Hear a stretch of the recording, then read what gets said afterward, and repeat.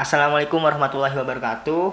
Perkenalkan kami dari kelas manajemen F kelompok 5 mata kuliah pengantar bisnis, dan di sini kami akan menjelaskan tentang model bisnis rumah sakit. Teori dan model bisnis rumah sakit.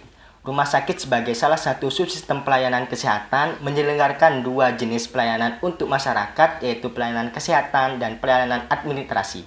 Pelayanan kesehatan menyangkut pelayanan medik, pelayanan penunjang medik, rehabilitasi medik, dan pelayanan perawatan. Pelayanan RS di Indonesia saat ini sudah bersifat padat modal, padat karya, dan padat teknologi dalam menghadapi persaingan global. Dalam hal rujukan medik, RS juga diandalkan untuk memberikan pengayoman medik atau pusat rujukan untuk pusat-pusat pelayanan yang ada di wilayah kerjanya.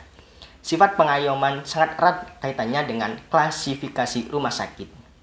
Perkenalkan, saya Hanifah Nur Akila dengan NIM 2102111000279, kelas manajemen F.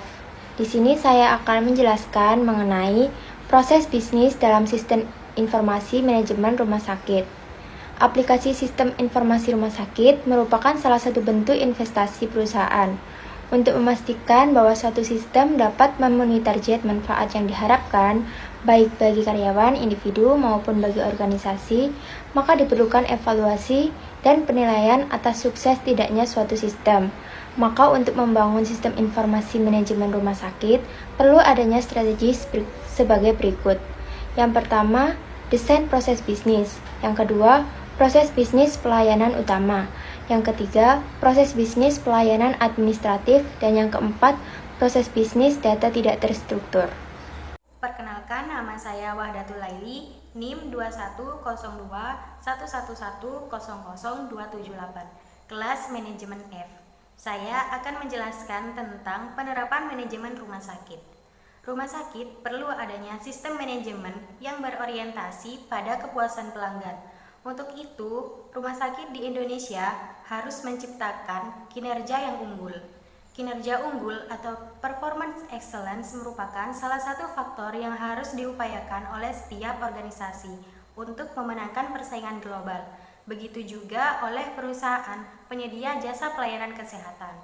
Salah satu strategi yang dilakukan oleh pengelola rumah sakit swasta dalam mempertahankan atau meningkatkan jumlah konsumen adalah pemberian pelayanan yang bagus, serta tindakan medis yang akurat dan mekanisme pengelolaan yang bermutu. Tuntutan untuk mendapatkan pelayanan yang berkualitas dan nyaman semakin meningkat, sesuai dengan meningkatnya kesadaran arti hidup sehat. Lanjutan, sedangkan untuk mekanisme pengolahan mutu yang bagus, perubahan dalam hal ini rumah sakit perlu menerapkan metode pengukuran yang efektif. Salah satu metode pengukuran yang sudah dikenal luas dan terbukti secara efektif membantu keberhasilan penerapan sistem manajemen mutu adalah sistem Wellcome National Quality Award. Wellcome Quality Award dalam kurung MBNQA merupakan sistem manajemen yang sangat efektif untuk menghasilkan loyalitas pelangganan dan kerja tinggi bila diterapkan dengan baik. Fungsi pergerakan dan pelaksanaan actuating di rumah sakit. Rumah sakit adalah sebuah organisasi yang sangat kompleks. Manajemennya hampir sama dengan manajemen sebuah hotel. Yang membedakan hanya pengunjungnya. Kompleksitas fungsi actuating di sebuah RS dipenuhi oleh dua aspek, yaitu yang pertama, sifat pelayanan kesehatan yang letaknya kepada konsumen menerima jasa pelayanan atau customer service, hasil perawatan pasien sebagai customer RS, dan tiga kemungkinan yaitu sebuk sempurna, cacat, atau mati. Apapun kemungkinan hasilnya, kualitas pelayanan harus diarahkan untuk kepuasan pasien atau customer satisfaction dan keluarganya. Pelaksanaan fungsi actuating cukup kompleks karena tenaga yang bekerja di RS terdiri dari berbagai jenis profesi. Perkenalkan, nama saya M. Abdul Rosid. Saya akan menjelaskan tentang analisa rumah sakit Pertamina Jaya.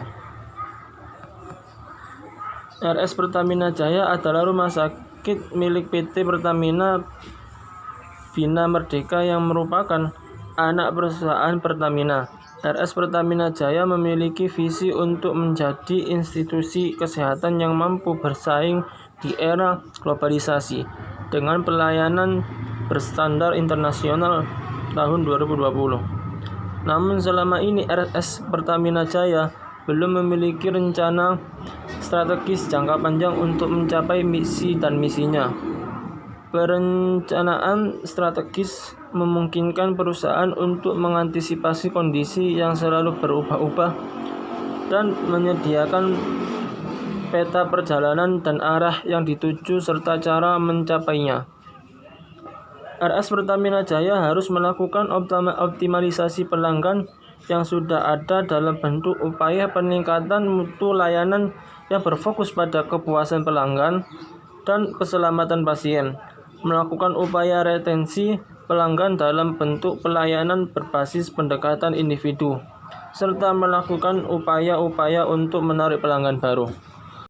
Lanjutan, kerjasama yang dijalin dengan pemasok dalam memenuhi kebutuhan seperti obat, alat medis, peralatan non-medis, dan lain-lain harus dibina dengan baik. Banyaknya jumlah pemasok merupakan keuntungan bagi RS untuk dapat memilih dengan leluasa dan tanpa tekanan untuk mendapatkan produk berkualitas dengan harga yang kompetitif. RS Pertamina Jaya menjalin hubungan yang cukup baik dengan banyak pemasok besar. Meskipun sering terjadi keterlambatan pembayaran karena kekacauan cash flow sehingga sering menyebabkan kekosongan obat, namun hubungan dengan pemasok masih cukup baik. Dengan semakin ketatnya regulasi yang mengatur penyelenggaraan pelayanan kesehatan, membuat pelayanan kesehatan di Indonesia menjadi semakin efektif, efisien, bermutu, dan aman. Perkenalkan, nama saya Hilda Rizkiana, NIM 2102111100274, kelas manajemen F. Di sini saya akan menjelaskan tentang bisnis model Canva Rumah Sakit Pertamina Jaya. Bisnis model Canva itu ada 9. 1. Value proposition, yaitu penawaran barang atau jasa atau produk yang Anda tawarkan dalam bisnis Anda kepada pelanggan. Yang kedua ada customer segment, yaitu kelompok target konsumen yang akan atau sedang kita bidik untuk menjadi pelanggan kita. Nah, yang ketiga ada customer relationship, yaitu cara untuk mendapatkan menambah jumlah konsumen dan untuk mempertahankan konsumen agar terus setia dengan kita. Nah, yang keempat yaitu channels, yaitu ada cara yang digunakan untuk memberikan value proposition kita ke konsumen. Yang kelima, key partners, yaitu mitra-mitra dalam sebuah bisnis sesuai dengan value proposition dan customer segment yang dijabarkan sebelumnya.